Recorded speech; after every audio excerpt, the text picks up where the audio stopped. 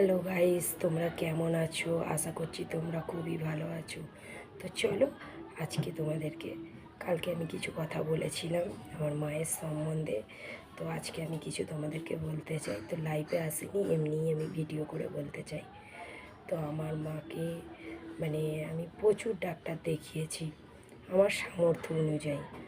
তো কিছুতেই কিছু হচ্ছে না। অনেক রোজাবাড়ি, অনেক ঠাকুরতলা, অনেক কিছু করেছি, তবুও কিছুই হচ্ছে না। পিজি, মেডিকেল, মানে প্রাইভেট ডাক্তার প্রচুর দেখিয়েছি। তো সত্যি বলতে এখন আমার আর সামর্থ্য নেই সেভাবে দেখানো। যতটুকুনি ছিল সেভাবেই মাকে সাহায্য করেছি, মায়ের সাথে গেছি। তো তোমরা ভিডিওতে তো দেখেছো যে আমার ছোট বাচ্চা, তো ওই বাচ্চাকে ফেলে রেখেই আমি গেছি। তো এত দেখানোর পরেও মায়ের কিছুতেই কিছু সুরাহা হচ্ছে না। লাস্টে একটা ডাক্তারকে দেখিয়েছি, সেই ডাক্তারটা বলছে আমার মায়ের এই গালটা পুরো ড্যামেজ হয়ে গেছে, তো তার জন্য অনেক টাকা লাগবে অপারেশন করতে। তো সত্যি বলতে আমি মধ্যবিত্ত ঘরেরও নই, আর খুব বড়লোক ঘরেরও নই, খুব একটা সাধারণ। তোমরা বলতে পারো গরিবের থেকে হয়তো একটু উপরে, এর বেশি সামর্থ্য আমার নেই।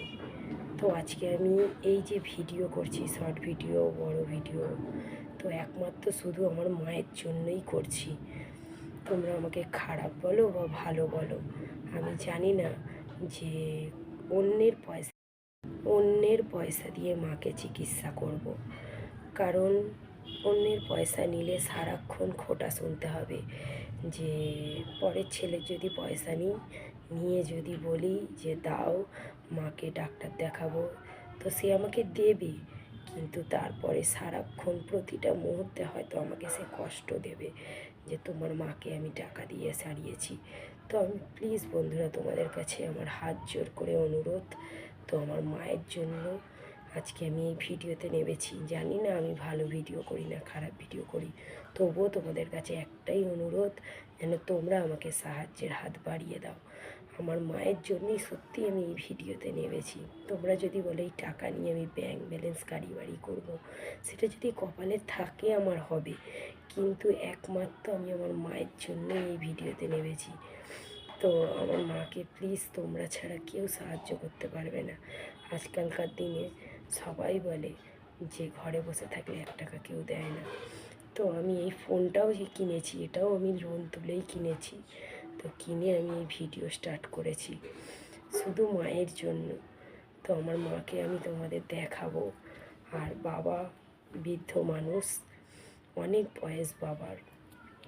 তো বাবা তো কিছু কাজ করতে পারে না, তাও চেষ্টা করে ঘরে বসে ঠোঙা করার।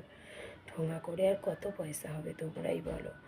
আমরা হয়তো 200-500 টাকা দেবো, কিন্তু এর বেশি তো আমার সামর্থ্য নেই।